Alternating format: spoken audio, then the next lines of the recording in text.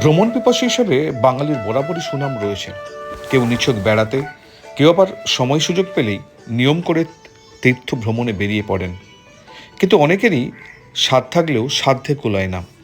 বিশেষ করে যাদের বয়স হয়েছে কিংবা শারীরিক প্রতিবন্ধকতা রয়েছে, তাদের পক্ষে সবসময় বাইরে যাওয়া সম্ভব হয় না। তবে তীর্থ দর্শনের জন্য এখন থেকে আপনাকে আর ট্রেন কিংবা প্লেনের টিকিট কেটে ভিন রাজ্যে যেতে হবে না। কলকাতার বুকেই রয়েছে এমন একটি জায়গা যেখানে গেলে আপনার অনেকগুলো তীর্থ দর্শন হয়ে যাবে। সেটা দেখার আগে চ্যানেলটি সাবস্ক্রাইব করুন এবং ভিডিওটি না টেনে শেষ পর্যন্ত দেখতে থাকুন।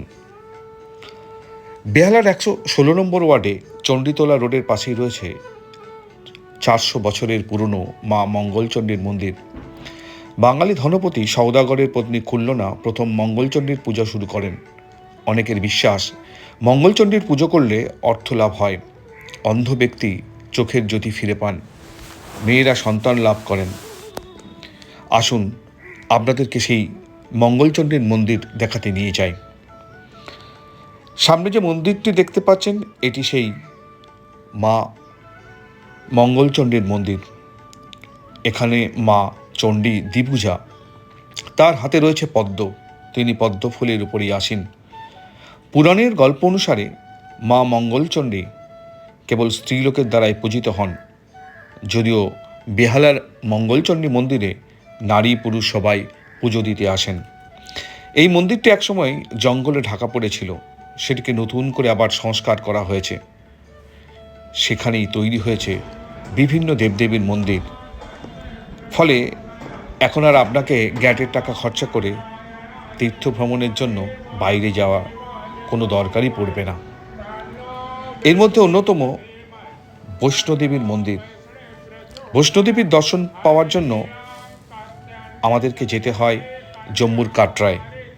দুর্গম পাহাড়ি পথ পেরিয়ে সিঁড়ি দিয়ে উঠতে হয় ওপরে। ফলে যাদের বয়স হয়েছে তারা খুবই সমস্যায় পড়েন। তাদের জন্যই চণ্ডী মন্দিরে তৈরি হয়েছে একটি বৈষ্ণব মন্দির।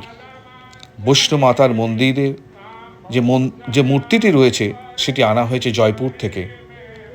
কাটরার বৈষ্ণোদেবীর আদলেই তৈরি হয়েছে এখানকার মূর্তি। এবার আপনাদেরকে দেখাতে নিয়ে যাব শ্যামবাবার মন্দিরে।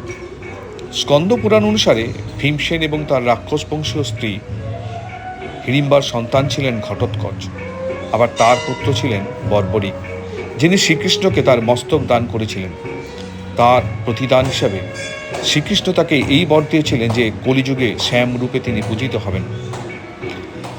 শুধু এই মন্দিরগুলি নয়, এখানে আরও বেশ কয়েকটি মন্দির রয়েছে যা আপনাদের মনোকামনা পূর্ণ করবে। এর মধ্যে অন্যতম বজরংবলীর মন্দির।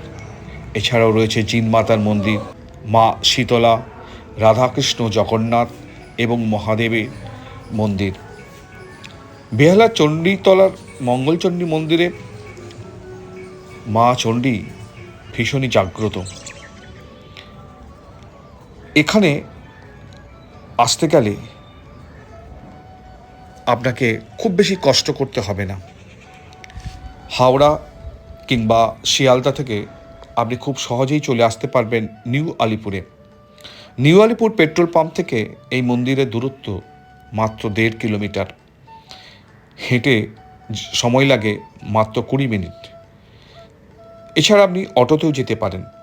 রোজ সকাল 6টা থেকে 12:30 এবং বিকেল 4টে থেকে রাত 9টা অবধি এই মন্দির খোলা থাকে। ফলে আপনি যদি একসঙ্গে অনেকগুলো তীর্থ দর্শন করতে চান, চলে আসতে পারেন বেহালার মা চণ্ডী মন্দিরে। এই ধরনের ভিডিও আরও দেখতে চ্যানেলটি সাবস্ক্রাইব করুন এবং আরও বেশি করে শেয়ার করুন।